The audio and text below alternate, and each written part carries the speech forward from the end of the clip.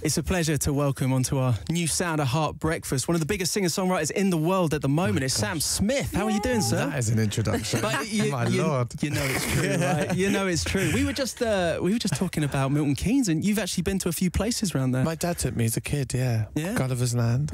Good memories? Yeah, great. And then, yeah, it's interesting. I like it a lot. And then refusing the ski slope, just in case. Yeah, I don't do ski slopes. I don't. My dad used to try and make me do sports all the time. Yeah. I'm more of like a pucker pie kind of guy. Me too. Yeah. My own heart. Yeah. Well, welcome back. How do you feel? I feel good. I feel really good. I feel strangely calm. Yeah. I think like a year ago, or like the past year when I've been thinking about this moment, I was like, prepping my family, like get ready for the breakdown. But I feel good. Have you not had a breakdown, surely? No, I feel more prepared, you know. Okay. The first record and with what happened, it was this insane whirlwind where I was working in a bar and then suddenly had to get used to this new job and can't call it job, but this new lifestyle. Yeah. And now I feel prepared. I've had a year to really like get used to what I do. And did you get any respite in that time at all, or was it straight off the back of the debut into the studio working and writing, or did you get a chance to relax? What this past year and a half? I started writing the album in 2015. I mean, for me, writing is kind of relaxing because I just love being in the studio. So yeah, I did get some time. I've been in London mostly, so I was writing most days, but in the evenings I'd go to my mum's or go out with my friends and go to my dad's house, and just really I've led quite a normal life, and I haven't been noticed or stopped, or I don't know. I feel like I went back to how it all was before. That must be so nice, just going under the radar. Yeah, it was really, really, really, really great. Really great. Especially after going from like Hollywood and Oscars and Grammys to then, you know, back at your gaff, writing at your mum's house. Of course, but it's important. Having a pucker pie. Yeah, but it's important because a lot of that stuff isn't real. So it's really important. It really scared me. Those experiences really scared me. So it was important for me to get back and yeah, just be a 25-year-old.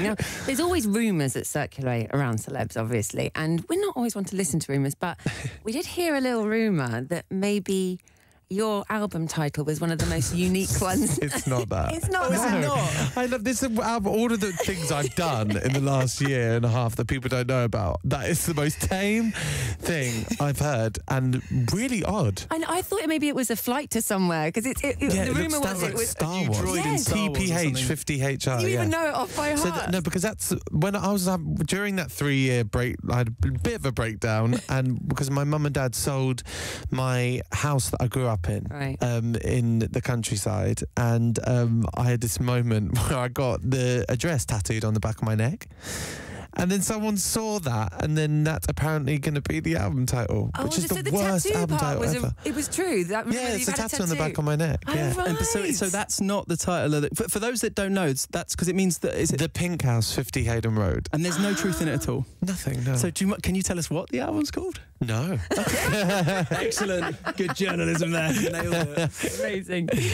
So with your debut album, you're always quite open and honest about the influence. There's a bit of sort of heartbreak involved in your influence. Obviously, a lot of time's passed. It's been a few years since then, and a lot's happened. What are your influences now? Are they still similar? There's a mixed thing for this record. The way I describe this album is, for me, it's a selection of short stories. The first album was about one person, one emotion, one thing, and this is about loads of different things that have happened in my life, because my life has been mental since I wrote that first record. There's 3-4 songs on it that are about me and about some of the relationships I've been in, still single, and little shout out there, which is fun. Out on the front line, and got my spear. And then I've tried to, I wanted to challenge myself, and I wrote some songs about my family members, some of the stuff they've gone through. I mean, a big part of this year was about me being with my family and friends, and for it to not be about me for a minute and be about them and their lives and what they're going through. So I really lived through them. So a few songs are about them, and there's a few songs about the world, about fame, about stuff like that. So I've really tried to write about different stuff. But it's more personal, this record. That's what I can say. And starting with your new single off the record, Too Good at Goodbyes. Yeah, that's about me, that one. Straight in with it. Well, you've got to. If you're starting the record, it's got to be about yourself. Do you mind going into a little bit about... Sure, that's about me getting dumped. Oh. Yeah. What? Nice and happy. It's about, I don't know, I don't find these songs sad. I find it really empowering and to speak about it. But it was just a relationship I went through. No hate towards the person who it was about, but it just ended. And I remember when it ended, I got in the studio and I just felt like I was more prepared for heartbreak because of what I'd been through in the past with guys. So that's what this song is about. It's about feeling that you're getting good at heartbreak. But then I think the months after, you start to realise that you can't get good at heartbreak because it just hurts. But you're good at it, but you have quite a release, don't you? I think a lot of people don't. I mean, you're able to put it down. Do you find happiness a harder thing to write about? Oh, completely. Yeah. I don't really write about happiness. No. I kind of want to save that for my family and friends and so we need you to kind of be... I don't think you'll ever see me happy. Oh, this is heartbreaking. No, I'm a happy person. I really am. But just when it comes to my music, it's I don't know, it's my vulnerable moments when I get it. It's my therapy, you know, and I'll never stop having therapy in that way because it's important to me. So, and I think if we all don't have a good balance of sadness and happiness, then I don't think we're healthy people. You can't be happy all the time. Yeah. Agreed. So you've spoken a little bit about some songs on the album. Throwing myself under the bus here again. Another rumour. I love it. No, it's good. I can. You've been very secretive. That's why we're having to find these rumours. There's some rumours of collaborations which sound very exciting. Some of the names that have been thrown about: Naughty Boy, Timbaland. Yes. So no, not Naughty Boy, but Timbaland. Yeah. How did that come about? His people got through to my people, and we just wanted to put a session in place. And I was obviously like, are you joking? Of course. And yeah, we did it. And the outcome, I mean, I'm so overwhelmed with it. Love it. Yeah, I really love it. And just a dream come true for me. Clean Bandit? No. So these rumours. With the Timbaland track, is it very much kind of your style or his style, or a real collaboration between the two? Can we expect more kind of... It's definitely a collaboration, but you'll see. I'm so excited for that one. See. I can't wait. I can't wait for you to hear it. Yeah. I mean, your debut album was such a huge success. I mean, I don't want to pile on the pressure here for you now. You know, in the vulnerable state that I know you're in, that you've just already done it myself. You know, you've revealed the nervous breakdown. Don't want to give you another one, but it was obviously such a massive success in America and the UK. What goes through your mind before going into the studio and recording a follow-up to something that was so big?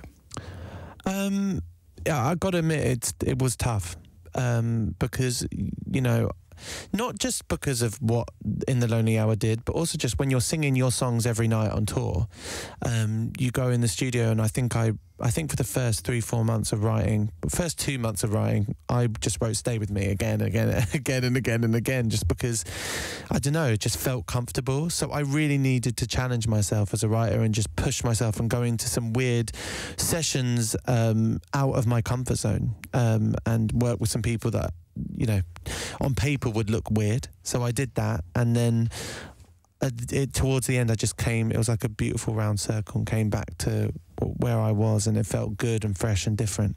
But you just got to block it out and you got to grow. But at the same time, I love my first album and I love the sounds on it, and I still made this record the same way I made the first, which is me in a studio with a live band performing.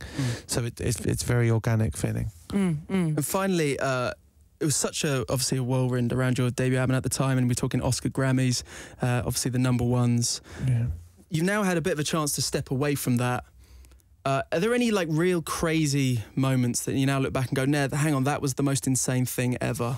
Because you've had a bit of time away. When you're living it, it's a bit different. Oh, completely. There's so many moments. I mean, I would say the Grammys were the most mental moment for me. Because I was just so unprepared, and I was having vocal problems at the time, and it was just, I went from just releasing a single and an album in America to then waking up that morning after the Grammys and just my face was on the front of all the newspapers, and like it was just a lot. That feeling in LA around the Grammys is very exciting and strange time. There's like helicopters everywhere all the time. It's just a weird feeling. But it was also the happiest moment of my life. But I'd say that was the weirdest, and obviously the Oscars. I haven't even welcomed that night into my mind yet. No. I mean, the award things are tough for me to get my head around because music isn't a competition for me. You know, I feel like anyone who's in this industry right now has won because we're all doing what we love. Sure. And we're working, doing what we love, singing and making money singing and performing. And that's incredible, and we should all feel lucky. So I don't like sometimes how you're made to feel like a loser if you don't win things. Sure. So it's a weird experience. Well, listen, we can't wait to hear the new music. Yeah. It's going to be absolutely fantastic. Can I just add, you're looking so fit. Oh, thanks. Anyone that follows him on social media, I'm going to be straight now. She's been perving over those big billboards of you. I'm going to turn for you. I'll turn. Amazing. I've got to try it once. I'm joking. You won't go back. Sam Smith, an absolute pleasure, man. Thank you so much. Thank you, guys. Thank you. Heart Breakfast with Ivan and Emma.